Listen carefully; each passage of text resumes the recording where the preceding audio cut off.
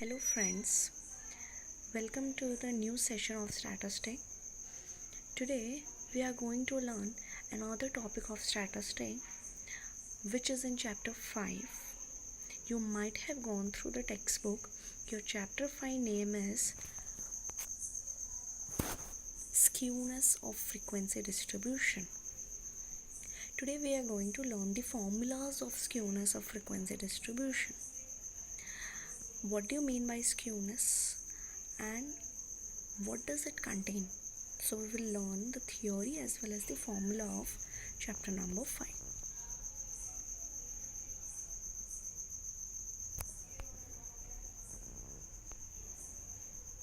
What do you mean by symmetry?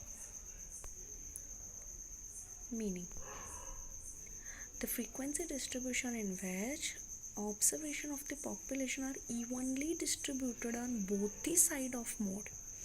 That means when the observations are equally distributed. Here you can see the word evenly distributed is written. See, evenly distributed on both the side of mean. That means from both the side of mode, mean, median, mode, all, the population are equally distributed, then it is called symmetric distribution.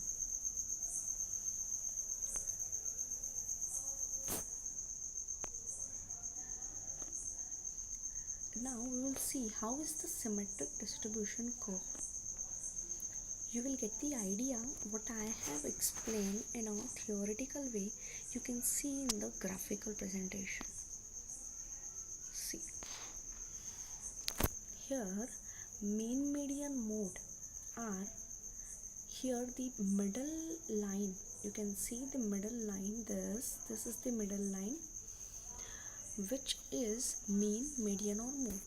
And the observations, you can see the observations are, evenly distributed. That means the area or the size from this to this, you can see the arrow is the right, from the size from the middle line to left hand side is equal to the from the middle line to right hand side.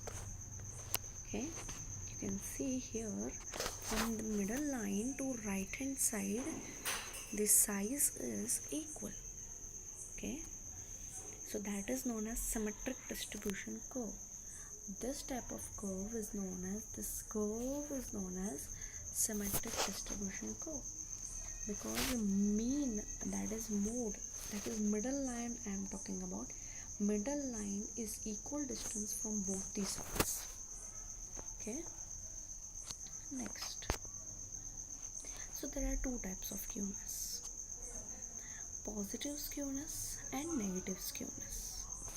Okay, before that we have learned what is symmetric. This is symmetric, and the lack of symmetric is known as skewness.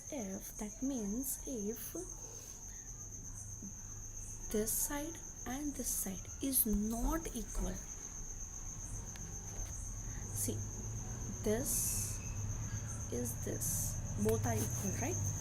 If these both sides are not equal, then it is known as symmetric distribution. Then it is known as skewed frequency distribution. Here it is known as symmetric. This is symmetric distribution. But if it does not exist, then it is known as skewed distribution, which is known as SK. Okay, so there are generally basically two types of skewness: positive skewness and negative skewness.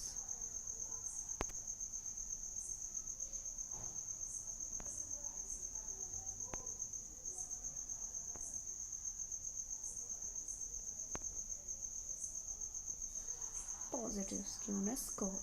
Now we will see the curve of the positive skewness. See, here in the curve of the positive skewness, see, you can see mean, median, mode here. See, and the curve is more elongated on the right hand side. See, you can see the curve is more elongated on right hand side. See, I hope you are able to understand what they are going to say. When the curve is more elongated on right hand side, then it is known as positive skewed curve. Here the curve is more elongated on right hand side, so it is known as positive skewed curve. So what is negative skewed curve? And yes, one more thing, here mean, median, mode are not equal. That means it is lack of symmetry, which is skewness. Okay, in symmetry, mean, median, mode are equal, but here see, mean, median, mode are different. That means this is a skewed curve, and when the curve is more elongated on right hand side, it is known as positive skewed curve. Now negative skewed curve, negative skewness curve. Here you are able to see the curve is more elongated on left hand side. So when the curve is more elongated on left hand side, then it is known as negative skewed curve. You can see here, this is left side, the curve is more elongated on left side. That is why it is known as negative skewed curve.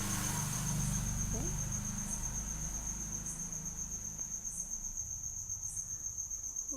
Who are the contributors of skewness? Who have contributed in this topic? Number 1 is Carl Pearson, and number 2 is Sir Arthur Lyon Bowley.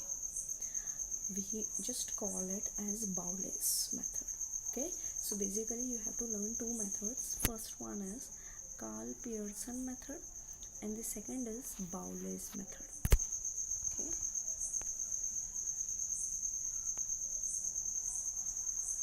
Now formula for calculation. Skewness in a Carl Pearson formula. What is the formula to find skewness in a Carl Pearson formula?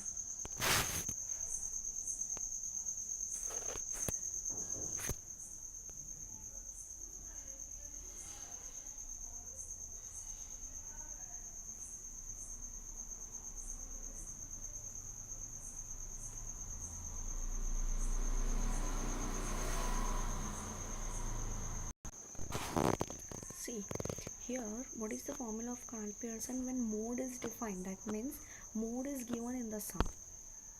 So SK is equals to mean minus mode, that is x bar minus MO. And when mode is undefined, mode is not given, then skewness SK equals to 3 into mean minus median. That means 3 into x bar minus M. Now next step is to find coefficient of skewness, that is J. So when mode is defined, J equals to mean minus mode upon standard deviation. So x bar minus MO upon S. When mode is undefined, J equals to 3 into mean minus median upon standard deviation. This is the formula to find J. J equals to mean minus mode upon standard deviation, and the second is J equals to 3 into mean minus median upon standard deviation. Here you can see this formula and this formula is almost equal. You just have to divide it by the standard deviation and you will find the coefficient of skewness. When this formula and this formula is almost equal, you just have to divide it by the standard deviation and you will find the coefficient of skewness, right? So when mode is defined and when mode is undefined, these formulas you have to learn for the sums. This chapter is based on formula, and if formula is learned, then fully your chapter will be understood. But if formula is not learned, then you will not be able to understand the chapter. The whole chapter is based on this formula.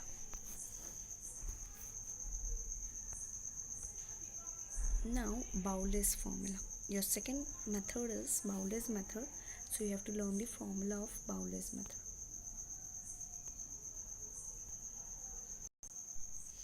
What is the formula of SK? SK equals to Q3 plus Q1 minus 2M.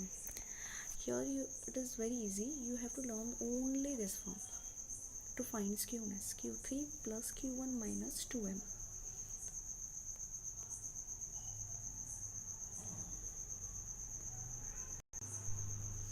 Your second formula in the sense coefficient of skewness, J equals to Q3 plus Q1 minus 2M upon Q3 minus Q1. You have to divide it by Q3 minus Q1. So this is Bowless formula. So students, I hope you might have understood the formula of chapter number 5. After that, in the next video, we will see the sums based on this formula. You have to learn this formula.